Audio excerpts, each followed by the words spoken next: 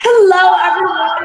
This is Mr. Green, DC editor. I am really excited to be talking to my friend and my sister in media, Lauren Meredith Poteat. She is an amazing journalist. That's how we met. She's worked for a lot of wonderful publications, not only in print and digital, but also television and radio, I believe, as well. Correct, Lauren? Yes. We've done it all. But today we're here to talk because during quarantine, Lauren has been able to release a wonderful and successful and meaningful children's book, and it's called Giraffes Don't Talk to Ants. I'm really excited to talk to her about the book and all that she's been up to. But you guys know the drill. Before we can even go into the nitty-gritty of the conversation, we have to share the stream. Sharing is caring, as I like to always say. And so today, we're going to go ahead and share that stream. Lauren, I'm going to give you an opportunity to do so as well. And of course, all those tuning in, please go ahead and share as well. Particularly, this is one of those that you love to make sure that your village knows about. You can buy this book off of Amazon. It's a great gift idea. I have a lot of little ones and educators who I know that I have this book as a gift in mind, so don't get mad at me to all the family and friends tuning in. But yeah, I'm really, really excited to hear all that Lauren has cooking. So please go ahead and share the live and then we'll get started. Okay, and Lauren, as I always tell people, I'm going to tag you later. For whatever reason, it never allows me to actually tag the person, but I'll tag you later. Okay. So first of all, how are you doing? I know we're still in the middle of a pandemic and life is pretty challenging these days. How are you doing?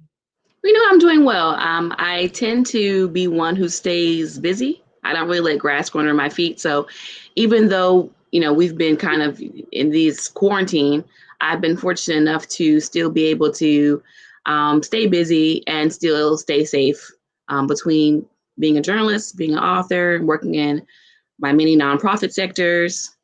I've been able to kind of make it past this weird phase we're in.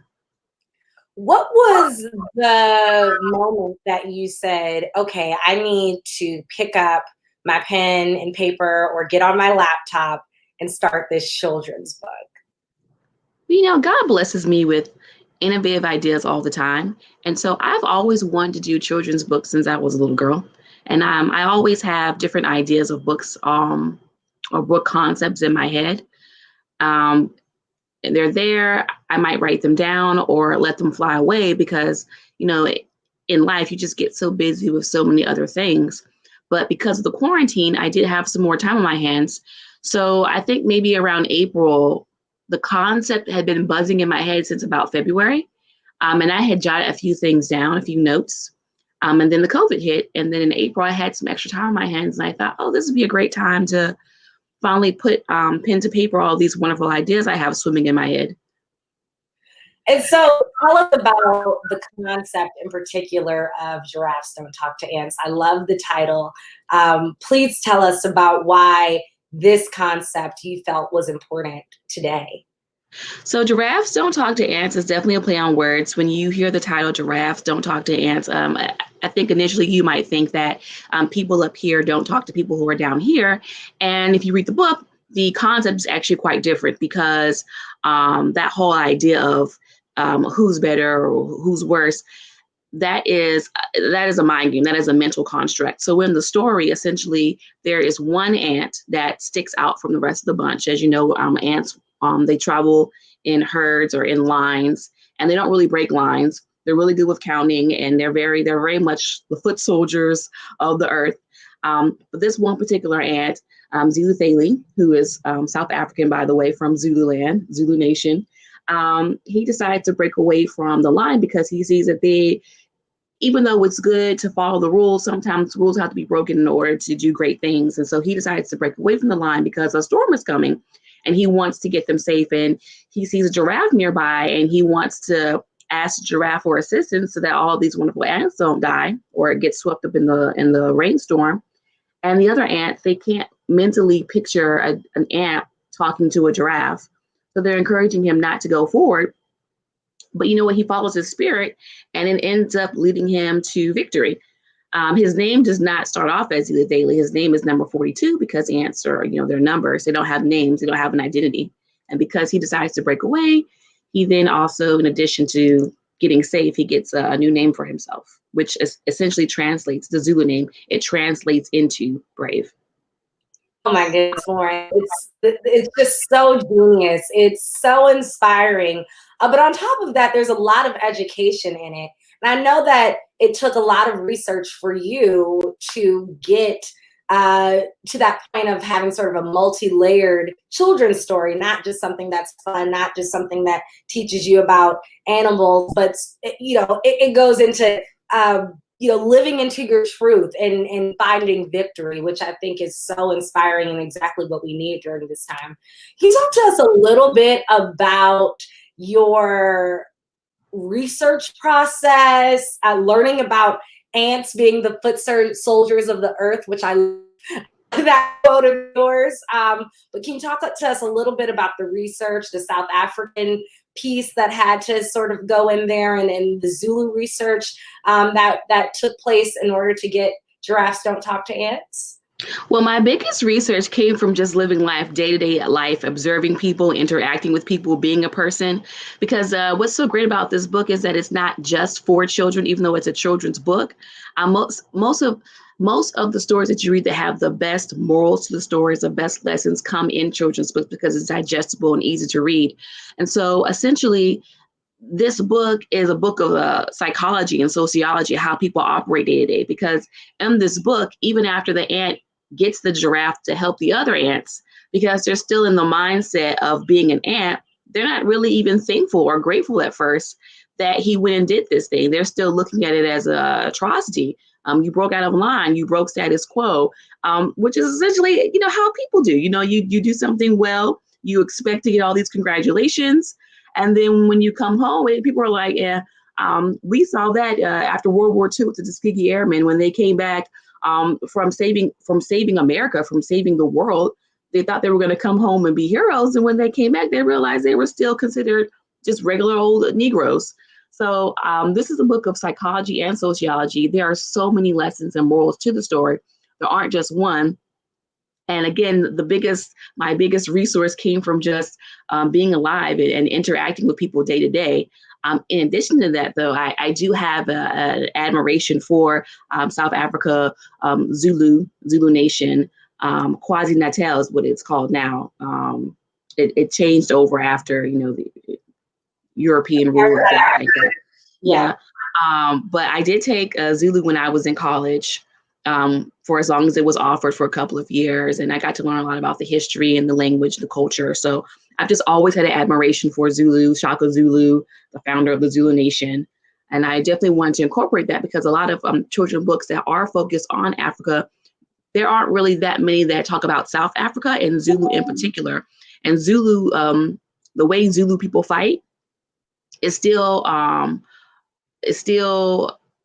people still research it and incorporate it into their militia, their military, because Zulu warriors are quote unquote bad, fill in the blank. So people still look in and talk about how they fight. And so there aren't many children's books that focus just on Zulu or talk about Zulu or South Africa for that matter. Most of the children's books in Africa come from Kenya, maybe West Africa. So I wanted to give a little shout out to the Zulu Nation. Well, thank you for that. Super cute.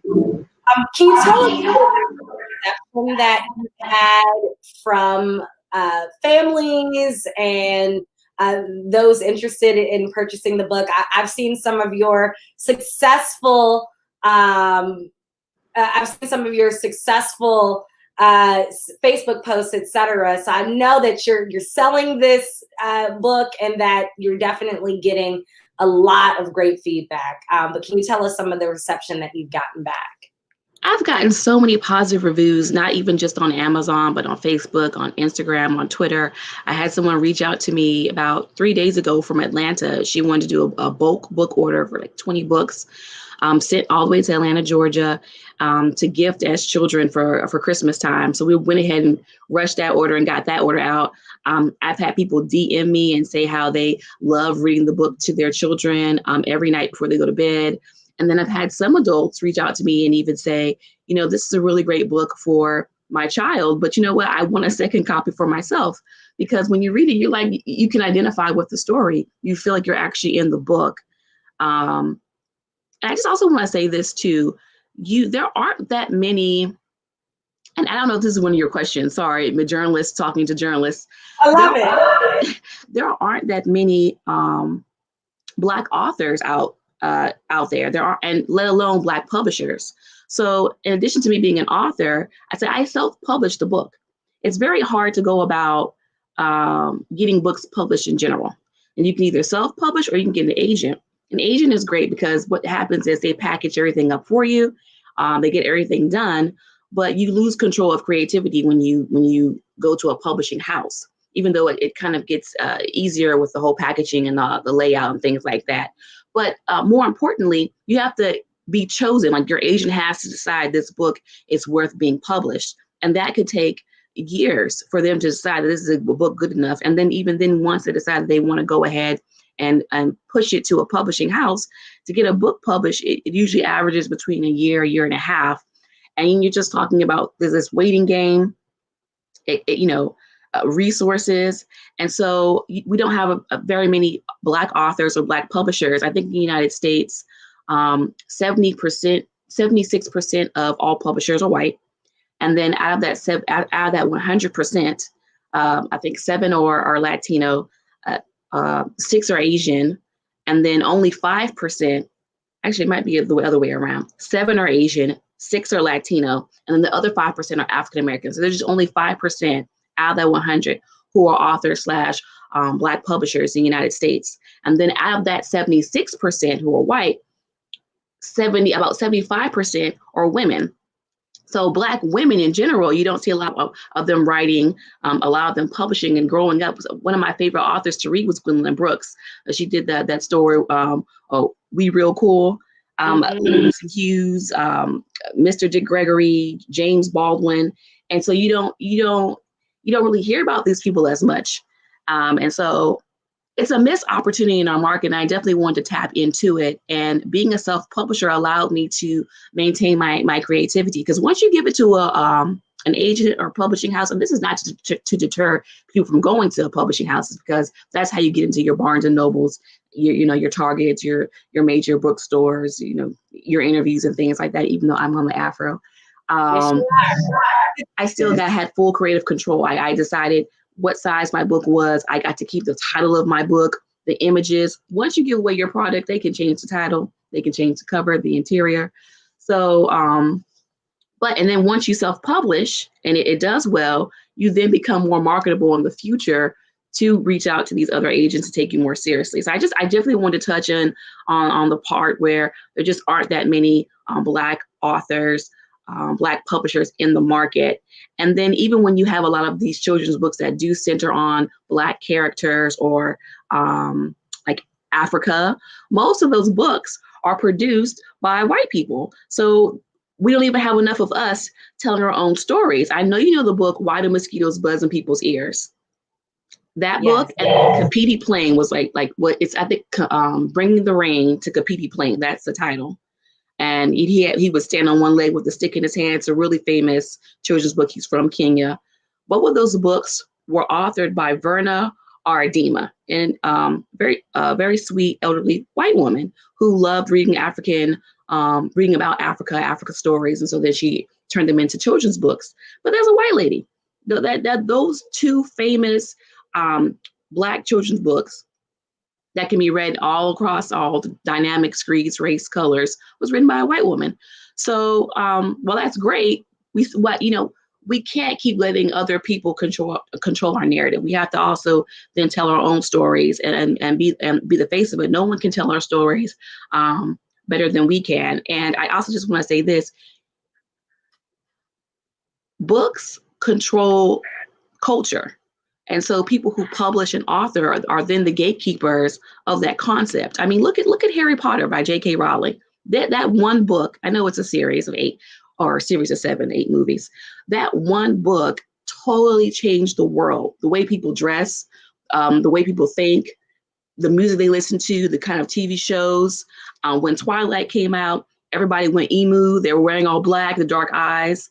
So books shape culture.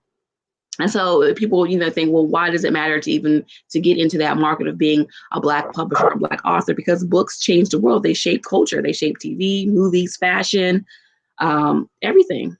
Sorry. No, Lauren, I'm already taking notes. You did completely steal my next question, but I absolutely appreciate that. This is why journalists talking to journalists work out so well, because that notion and the importance of self-publishing, I think, not only is a testament to your own story and how great it's been that you are a young Black woman self-publishing and being very successful, but I think it's also inspirational to other people watching. Just shifting gears a bit from there, you talked about some of your favorite authors, the Gwendolyn Brooks, the Dick Gregory, some of the pieces that have been inspirational to you. Do you consider yourself, do you think that the work that you're doing now is sort of laying the groundwork for the next generation of young authors? I really, really, really hope so, especially being in the nation's capital. I will say this, DC is a really great place. The DMV is a really great place to find families, to find individuals who like to read. This is still one of the areas where reading is it's very important. As a child, I was always going to the library. Like every 2 weeks, I went to the library and got a new book. I always had a book in my hands, loved to read. And you saw that a lot when I was a child. But now with the new age technology, so much going on, people aren't quite as invested in reading. But I am happy to say that DC is still a place where reading is taken seriously and people do enjoy it. With the National Book Festival comes here every year, which is the largest book festival in the United States and I don't even want to say the world, but we'll go to the United States. That comes here every year.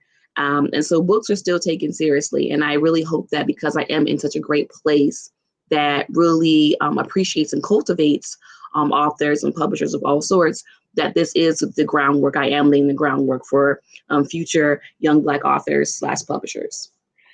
And of course, in DC, the other benefit is so many legislative decisions are made. It lays the groundwork for a lot of the things that happen in our local jurisdictions. And one thing that I think about when I think about a book like Giraffes Don't Talk to Ants is involving this in curriculums, particularly, again, because of the multi-layered lessons found in the book.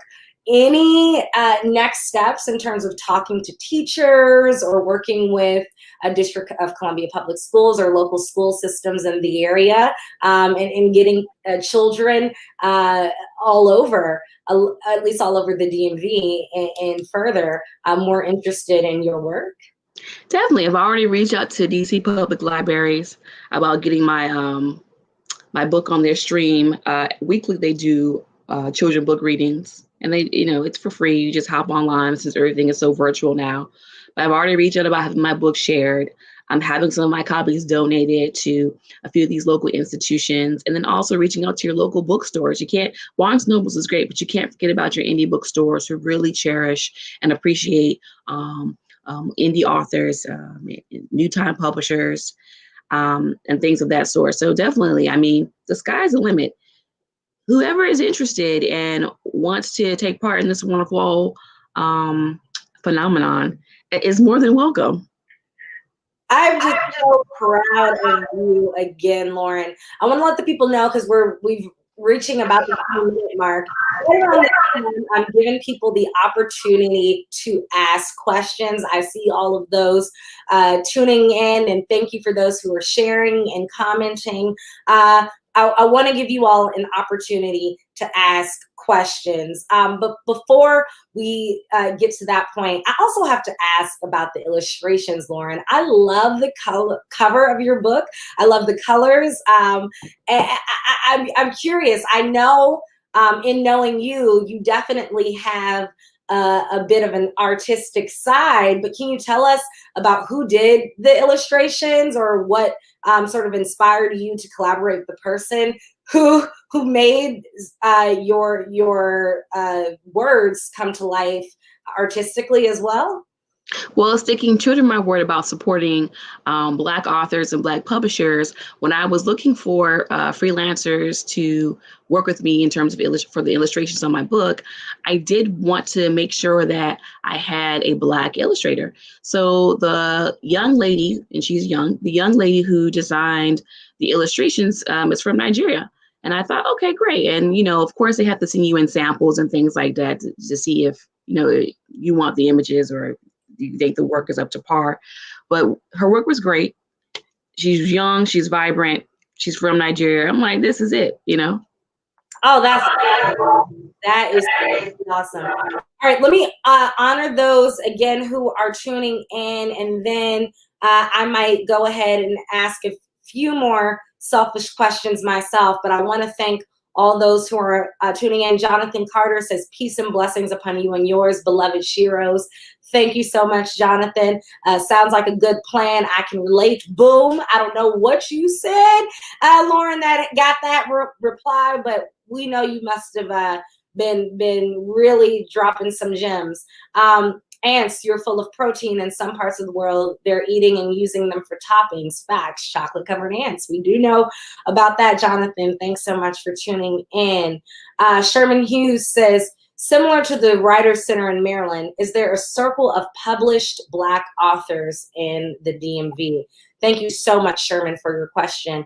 Do you want to take that question, Lauren? Are you familiar with a subset of or an organization of published authors here in the DMV? So it's so interesting that you asked that, because on my journey, I actually was recently researching just a circle for published Black authors, or those who were interested in getting into the field. There are a few, but there's one in particular that I've really been vested with. It's the Hertz and Wright Foundation. And they operate sometimes out of Howard University, but they offer lots of seminars and classes and workshops for young writers, young authors, young publishers, and then those who are a little bit more established. They've been around for a couple of years now, and they hold annual awards every year, conferences, again, workshops. So that one comes to mind. But then I would also, since you're in DC, and I don't know if there's an organization necessarily attached to this, but I would definitely research and look into Sterling Allen Brown, the first Black laureate in Washington, D.C., and just kind of research his work and things that he's done. I mean, the COVID's happening right now, so his house is not open for visitation, but they do offer visitation sometimes periodically throughout the year. And they give you a tour. They talk about, his journey and what went into his writing process. So that would be a great idea as well.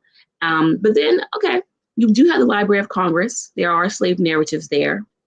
Because a lot of this will just have to be self-research, just depending on how serious you are about, moving forward. When you're in fashion and you're taking fashion courses, you have to learn not just what's happening now, but things that happened centuries ago, because you have to know where you came from or know where you're going. So I'm definitely doing that independent self-research. And then you also have the Folger Shakespeare Library. You can't go wrong with Shakespeare. Othello was Black. So yeah, there are a lot of things available. And then you also have Writer's Digest, which is a really, really, really great resource just for any writer, any publisher, anyone interested in writing or publishing. And then the last thing would probably be, and I wrote it down, I want to get it right when I say it. It's a website, it's a blog, and it's called Leewlo, Leewlo, Leewlo Books. And it is a blog on race, diversity, education, and children's books. And it has all kinds of statistics and resources on being a Black author, being a Black writer, being a Black publisher.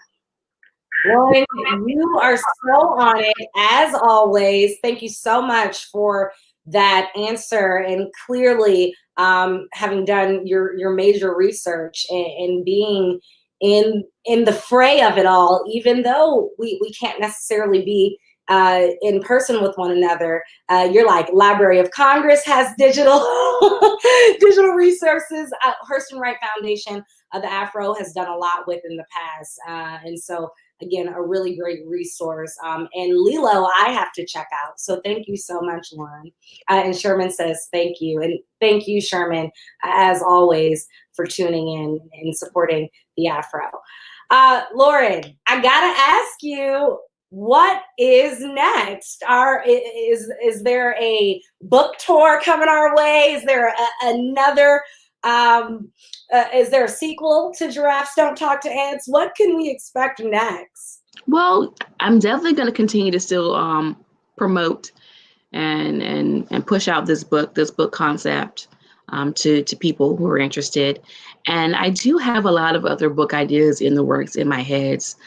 So after I get this one really steamrolling to the way that I like, because I like to do things with excellence. Once I master this book and how to really promote and push out this book, then you'll just see all these other books kind of trickle down. I can't wait. In the meantime, what are some of the things that you've learned? Oh, so that's a great question. So in addition to just writing a book, having an idea, putting it together, you have that back end component that you really have to get down, or you'll really end up wasting a lot of money, a lot of time. So I learned about royalties and the difference between a royalty when you self-publish versus when you go to an agent. Now, when you become more established and you have an agent, your royalties will be way better than, when you self-publish. But to start out, self-publishing tends to be the way to go when you're talking about royalties, because when you work with an agent, I think your royalties start out, you might get 5% of your royalties. When you self-publish, you get to keep about 70% of your royalties. I learned that of all the authors and writers who take part in this journey, about 1% are considered successful. And you aren't successful until you have sold at least 1,000 copies. I have to date. I think I've had over 325 units ordered. So I'm well on my way to becoming a successful author / publisher. Then you have to talk about how much money you want to invest on your illustrator. I had to actually end up working with 2 different illustrators. So the young lady from Nigeria, though she did a really fantastic job with the artwork, on the back end, where you're talking about sizing and layout and just the positioning of the pages versus text, she wasn't that versed on. So I had to end up reaching out to another illustrator to get that fixed. And I had to end up paying twice when I could have just paid once had I known this from the beginning. But I didn't know what to quite ask for. When I was talking to the illustrator, I'm like, okay, illustrator, she paints pretty pictures. She should know how to do, the sizing, which she did, but then there's just more components that go into the template. And I didn't know about that either. So just things like that. And then luckily, fortunately for myself, I'm a pretty good editor just from my writing experience, my writing background. So I didn't have to hire an additional editor. But when you're writing, you might want to think about getting somebody to come in and help you with your editing experience. And, when I do embark on longer text, longer stories, I definitely will be having extra eyes on my page. This book, it's sweet. It's a picture book. So the word count is low. I didn't really need that much editing help. Awesome. I have to ask, when did you know this piece was going to be successful? I mean, you write all the time, right? You're doing so much. And I think particularly as creatives, right? You think you have a lot of great ideas. When was that moment that you say, I have something going with Giraffes Don't Talk to Ants? I never thought about it like that. I literally thought, this is a cute story, and I want to turn into a book. If it does well, I will be so happy that it did well. But that wasn't really my goal. My goal was to put together a really cute storybook that I could keep for myself for years and years and years to come. So I wasn't even thinking about the success of it. I was so surprised. So she said she wanted to order 20 books. I said, oh, really? From Atlanta? So I wasn't even thinking about it. Wow. Well, you know, just congratulations, congratulations, and congratulations. I am so proud of you. I mean, we didn't even get to talk about some of the amazing things that you're doing outside of your work as an author, but Lauren is truly putting in the work. She's grinding and working nonstop. And Giraffes Don't Talk to Ants, I think, is my dogs are agreeing in the background. But I think Giraffes Don't Talk to Ants is just a small but large, if you will, example of the hard work that Lauren really puts in all the time. And I'm just so inspired by you and incredibly proud of you. Before the people go, is there anything else you'd like to tease or tell the people to look out for? And again, can you emphasize where we can get your children's book today? So my book is available on Amazon, Kindle, and Kindle Unlimited. And for those who are not familiar with Kindle Unlimited, the first time you get the book, you have to pay for it. But then if you want to read it over and over and over again, it's free. For Kindle, it's every time you click on it, you have to pay. It's $8.99 on Kindle and it's $15.98 on Amazon. So it is very reasonably priced. I wanted to make sure of that when I did put it together because I wanted people to be able to enjoy this book. I'm on Instagram. I think, oh, you have the purchase link down there and then my Instagram pops up. Yeah, I'm on Instagram. So if you're interested in, signed copies, you can reach out to me and I can have some of those sent to you as well. And I think that's it. I mean, I have my little notes here, but I think that's all I wanted to say. All righty. Well, I am, again, I can't say it enough how inspired I am by your work always. But in particular, I think that this is such a step that, I know Lauren. Last time I probably saw her in person, unfortunately, with all of this was late 2019, but I had no idea that this was something that she had cooking up or that even children's author was sort of in her back pocket. Again, she's a very talented woman, but I'm so incredibly inspired. I wanted to make sure we had you on during the holiday season so people could purchase your book, reach out, get some signed copies, and again, I think be inspired by a Black woman self-publishing and now using what she's learned to inspire and empower others. So I thank you so much, Lauren. Everybody, Lauren Meredith Poteat, everyone. Thank you so, so much. Tune in to the Black Media Authority. We have a lot for you. Of course, today's publishing day, so we're not as busy on the amount of lives, but we have a lot coming your way. And of course, tomorrow we have a special edition of The Chicken Box featuring Michael Steele. You don't want to miss it. Again, we are Afro News, the Black Media Authority. Thanks, Lauren. Thank you.